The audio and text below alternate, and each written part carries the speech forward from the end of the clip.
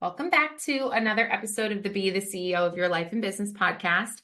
This week we're recording this in the middle of March, which is wild to even think that we are in the middle of March. We just said this. Laura was like, I feel like we just finished recording our end of the year episode of planning ahead for 2024. And here we are in the middle of March already, which means a couple of things. And so today's episode, we are going to talk about how do we plan ahead, wrapping up for our first quarter. How do we plan ahead moving forward? So we really want to be able to talk about two main focuses. One, you need to wrap up your first quarter and also take some time to reflect on what worked and what didn't work in your first quarter. And then moving ahead, what do you need to plan for? And the first obvious answer would be like, oh, you have to plan for the second quarter because that's the one that comes next. But the way that at least we're thinking about this is that you can't just plan for second quarter. You're going to have to plan for second and start thinking about the third quarter, because third quarter here where we are, it's all about vacations. It's all about the summer. It's a entirely brand new schedule for so many people, especially those that are like us, that are moms, that have kids, and that are going to be running in 17 different directions. So what we want to talk about today is we want to focus on the tips and strategies that we're going to be using in how to tackle not only wrapping up the first quarter, but then planning ahead.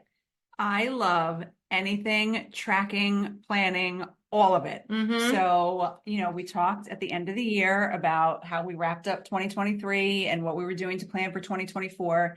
And I stuck with it. So my thing is that, every day I look at my planner that I have on my desk that Amy bought me, and it has every day of the week. And I will write down what our financial target is for this. For me, I call it year one, right? Yeah. So for this year one, which ends on March 31st, and I will look at what we did the day before, what's remaining, what the daily goal is. And for me, it kind of helps keep me focused on what we're trying to accomplish. And as we talked about last week, our why isn't a monetary reason, but you have to have that goal in order to track and see where you're going. Right. So I have been doing that every day since January 1st.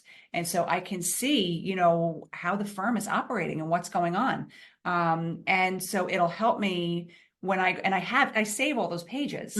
So I can go back and look at any given week, any given day, and see what we were doing and what was going on. And it kind of helps me see, where we are, where we've been, and where we're going. Yeah. For me, I know that looking back on these first couple of months, it was really tough. It was a tough time of year because there were a lot of illnesses. I know I was sick a lot. This year was so much worse. It was so much worse, even in our office too. But the other thing that is kind of important here to kind of note is that at the end of 2024, we also really accounted for this first part of the year to be a little more transaction heavy, a little more litigation heavy, which it was, and a little less real estate heavy. It was a little light on real estate, although we were still very busy in that regard. There's definitely not the same sentiment. So what felt really good is that these first 3 months of the year, this first quarter, did feel like we could really dig our heels into some bigger projects that came in, which they just happened to come in. It's kind of wild how these certain projects come in at this time of year over year. We're seeing this pattern emerging, and that's only because we get the benefit of tracking, that we get the benefit of looking back and being like, okay, so every time right at the end of December, early January, there seems to be something that is coming through the pikes relating to this. And it's going to be a project that takes a lot of our time. And the only way we can do that successfully is by tracking, by taking a look at what methods of timekeeping or calendars or schedules, like what Laura has, like the weekly snapshot that we both have. It's really helpful because we also can then see how much focus time do we have during the weeks? Where can we account for it? Where can we pivot? And are we going to meet the goal that we have for the first quarter of the year? Is that going to be met within the next 3 weeks? Yeah. But even in the way that I maintain my calendar, so I was doing it a certain way last year by keeping in obviously all of our business stuff in Outlook. But then all of my after work appointments and activities, just so everybody, like if I'm leaving early, everybody could see where I am and when they can reach me.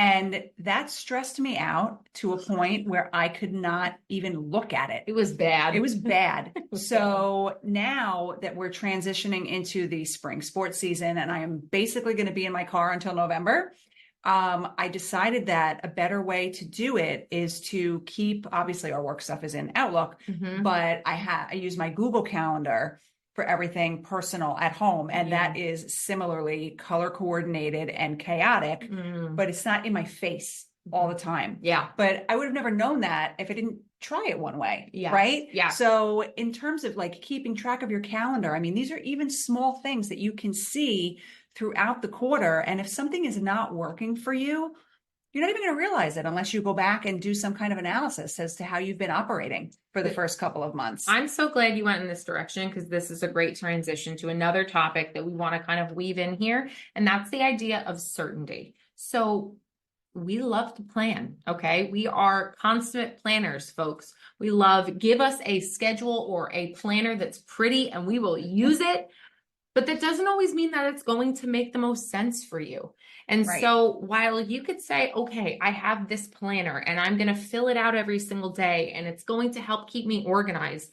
If there comes a point in time where that is no longer serving the purpose, you have got to pivot and that's okay. So I think that boldly, I'll say that having uncertainty and being able to move your way through it is actually a really great lesson to leave you here with. Like we don't have it planned out to the point where we have no interruptions.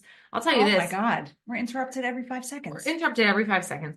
But just not to get into too much detail, but last week we had a chaotic week between closings, court appearances. It was a week where like you looked at the calendar and it was like a rainbow. I'm like, I got to click out of it. I can't look at it anymore. And that was just for our office. Between all of the people in our office and all of the different calls and meetings and days in, days out, all over the place. And then we looked at this week and we were like, wow, it's going to be so light. It's going to be so easy. We're not out of the office. We don't have as many court appearances. Great. And then this week, I feel like I have been exhausted by 11:30 every day because we have so much going on right now that has nothing to do with being in court, nothing to do with closings and transactions. So while it's great to look at a calendar and be like, oh, this is good. I have so much breathing room.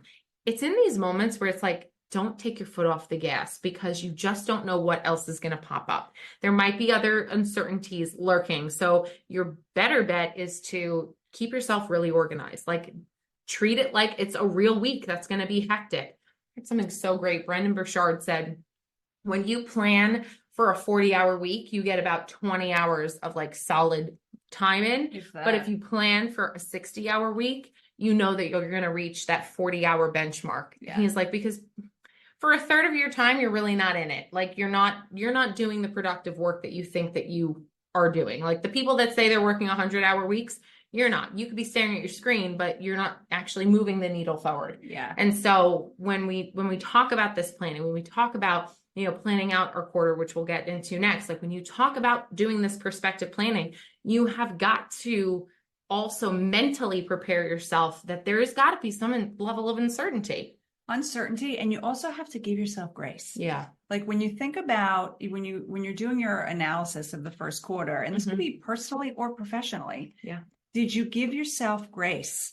If you did not in a certain week get the things done that you wanted to get done, like were you beating yourself up? Were you mad at yourself? Like how did you handle that? And I have to say that throughout this quarter, I think that I have gotten much better at that. I agree. I think you have. Maybe I haven't, but I think Laura has. She's been nailing it. I think that I have gotten much better at that because something I really tried to adopt this year is the mentality that I can only do, like I am one person. I have two hands. I can only do a certain number of things on any given day. And when you combine, the level of responsibility that we have in running our firm with what we're managing at home, it's like my mom always says to me, she's like, I don't know how you do all the things that you do. And sometimes I'm like, I don't know either. Nope. Sometimes I just have to roll with it. which I'm also getting better at. Mhm. And like, for example, even this isn't business related, but having to deal with the fluctuation in the kids' activities after work. It's like every day I say to Mike, okay, on Sundays, I look at the calendar, but it's been changing during the week. Like one day of practice will get canceled and then it's rescheduled for another day when I had something else scheduled. So we're like all over the place. And like I had to, another tip for moms out there who have kids that play sports, at some point in time, you have to give yourself grace and understand that you cannot be at every game for every kid, every day, everywhere. And my mom always told me that because I have two younger brothers who always played sports. And she always told me that she reached a point where she was like, okay, I have a third child, me, at home. I need to be home. Like I can't be out at all these fields all the time. Like, so I'll come when I can, but I can't always be there.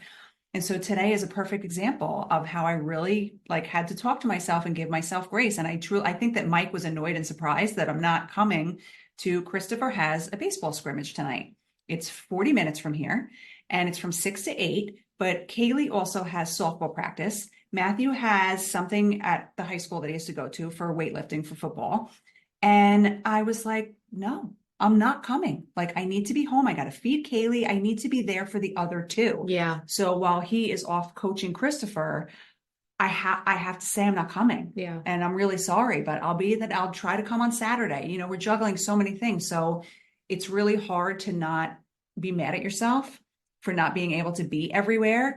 But that is something that this quarter specifically that I've been really, really working on is giving myself more grace and asking for more understanding because you just can't do it all. And I think that what's important too is like you have to do it the way that it serves your family. Like I'm one of 3 and I remember us being involved, but we were certainly not as involved in every level of sports that it's so different the Katina household you got. I mean, it's nuts. It is. It's different today.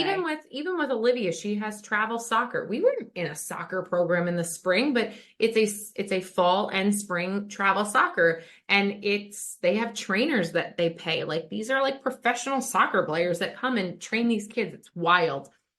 It's fantastic though. But it's 2 nights a week. And then her softball schedule is going to be 1 night a week and 1 day on the weekends. And then the other day on the weekend, it's going to be a soccer game. So we're going to be out of the house at least 5 days out of the 7 doing something with sports. And honestly, I couldn't be happier though, because I want her to stay active. So good for them. I think that team sports are so important and whatever, we'll get into that another day. But the reason that I say that it has to work for your family is because just because you grew up in a house that did it a certain way, or you see other people doing it a certain way, it just doesn't mean that it's going to work for you. And this is something that I actually remember. What's that author? Emily Lay, who does the Simplified Planner. Yeah. And also even Rachel Hollis. Like, I want to give the example to my son and daughter, and also completely co-signed by Joey, because I know he feels very supportive this way of like, we're teaching our kids what it means for us to be working parents and what it means for us to have the responsibilities that we have to have. And Olivia tells us all the time, like, I just want more time with you guys. Well, here's the thing. I'm spending time with you when I'm sitting at the soccer field watching your training session. Right. It's not going to be perfect. It's not going to be the perfect idea of what this time is going to look like, but we are making those intentional moments to really count otherwise, because otherwise, you're going to drive yourself nuts and you're going to say, oh, I'm not being good. Well, who says, right? If you teach your kids that this is the way that it's going to be for this season, then you can plan accordingly. You can set them up to understand that this is what life looks like. We're not going to be able to make it to everything, but we have other responsibilities. And that's what life serves you. Like, you're not always going to be able to do all the things you want. And that's the nature of sacrifice. And that's what I've been doing all this time is like at every game, getting home too late, like doing all the things. And I finally reached the point where I was like, this is not sustainable. Yeah. And what am I teaching them? So now they expect me to be there and they're upset when I'm not. And that's not a good lesson for them. No, because it's not like I'm never there. I mean, I do as much as I can, but they need to understand that I can't always be there. We, Mike and I and you and Joe, like, we're doing the best we can. with what we have, Yeah. trying to manage all these different things. And I think it's a better lesson for them to not see me there all the time, because I have 3 kids that I have to split my time between. Mike is coaching all the teams. It's like we're doing the best we can. But if you don't, back to the original point, if you don't do some kind of like analysis or evaluation of where you are and how your last couple months have gone, how can you even figure out how to move forward? It's like you just keep rolling along, doing the same old thing, pulling your hair out.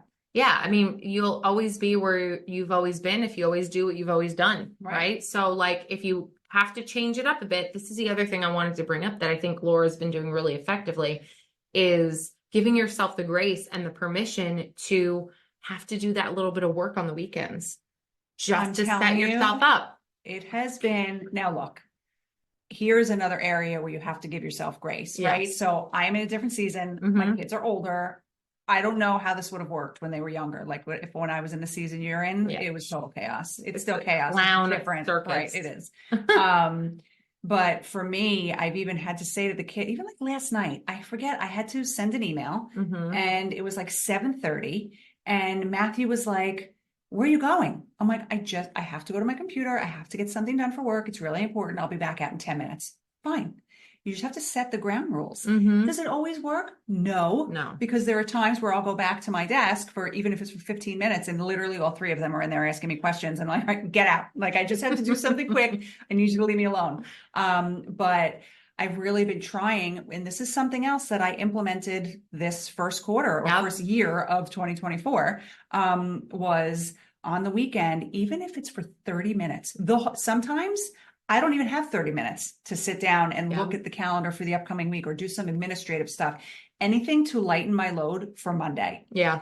But if I can't do it on a certain weekend, I have to let it go. Yeah. Because you have to let it go. I'm just, especially now coming up with all the sports, I mean, it's just unfathomable how we're going to manage all of this. Like if I have a weekend where I simply can't get to it, what I need to work on is just not being mad at myself for not being able to get to it. And that's where I think too, accounting for these schedules, the reason we harp on this, and we know that other people listening to this can relate to us, is because the spring months are chaos when it comes to schedules. Not only do our kids have 1,000 commitments, but we do too. We still have a ton of commitments too. Our business is very busy right now, and it's going to continue to be very, very busy. And then what's going to happen is there's going to be like a wall that we all slam into at the end of June. That's like, oh, by the way, your schedule is going to dramatically change, and your kids are going to need you every 5 seconds because they're bored and they don't know what to do at home for the summer. It's going to change again. So why we say that at the end of March, even right now, the middle of March, you should start planning out for the next 3 months and then the following 3 months, that third quarter, is because that third quarter is going to sneak up on you. And I don't know if people are prepared for whatever time they're going to have away, and perhaps the fact that you can't do as much on the weekends, you can't do as much at night because you have other commitments, and you need to make sure that your weeks are the most effective that they possibly can be. That's why we're talking about it now. It's not to say, okay, I'm going to put things off until that time comes, and then my Monday through Friday is going to look like this, whatever, because you also have to plan for that degree of uncertainty, but this is the perfect time to start really looking ahead. The fall is its own monster. You'll get to it eventually. Forget that. But for the next 2 quarters, you have got to be locked in and thinking about, okay, how am I going to account for this? If I have stuff coming in the second quarter, my second year, what is that going to look like? How is that going to impact my third year? Yeah. I actually just had a call with a client. We were going over a schedule for litigation, a discovery schedule, and we talked about the summer months. And there's certain observances that he has that he's like, I'm not going to be available for this week, and I'm not going to be available here, and I'm going to be out of the country here. That's what I do with my clients because I want to know, when are you going to be available? And I will write it down in our notes, and I will put it in the calendar if I have to, just to know that I'm on top of that. Like, this is the conversations we already are having in March. I have to think about it. Even last weekend, I was looking at even just the school calendar, just when my kids are off twice in April, which is insane. They have spring break the first week, and then they're off again the third week, Monday, Tuesday, Wednesday. But I was just looking at it, just not even sitting down planning. It doesn't have to be like when you're thinking about the next few quarters, really looking ahead, like you don't have to sit down and spend an hour thinking, like just start thinking about it. Like I had Yes. to start thinking about it because we have Matthew graduating middle school, Kaylee graduating elementary school. It's going to be, we're going back to Cooperstown with Chris this summer. We have tournaments coming up where we're going to be away. It's just, we have a lot of things going on. So I started looking at the calendar to see like, when is this? When is that? You Yep. know, just in my head, so I can have in the back of my head, like, oh yeah, we're going to have these graduations in June and all these different things going on. So when things come up at work, or, you know, I do try to put like milestone things like that in the computer at Right. work, just so when I'm scheduling a closing or when I'm doing something, if it's something really important for home, I have to put it in the calendar here because I don't want to double book myself. Right. But anyway, so even if you just start thinking like a little bit, like the beginning Yeah. stages of what you have coming up for the next couple months, I think it's really important to start now. And I want to say and emphasize this. You do not need to like light a candle and make a cup of coffee No. and like be under a cozy blanket in your No. favorite chair and have a planning session. No. You No. could literally just sit and stare at your computer for 5 minutes and be like, that's part of your planning. It does not have to be this No. perfect, like curated thing that you see on Instagram. I was standing in my life. kitchen, standing up, flipping through the school calendar. That was how I began thinking about the next couple months. I'm like, that's oh, all look at you this. gotta They're all do. 55 times before the end of the year. It's all you have to do. Like that is it. Because not thinking about it all together, I don't know who you are. I want to meet you one day and shake your hand because I don't know how you do it. I don't know how you get through every single day. It would be in the fetal position under my desk. Yeah, That's where I would we be. couldn't do it, but that's why we like to come on here and just give tips that work for us. But again, at the end of the day, you know, we highly recommend that you know, look at your first quarter, evaluate like what worked, what didn't, and take the things that are working for you and bring them in to the next quarter. And the things that aren't working, leave them behind. But you should do some kind of analysis, whatever analysis works for you, Yes. because it's only going to make your life easier. So we hope these tips were helpful. We thank you for spending time with us, and we'll talk to you on the next episode.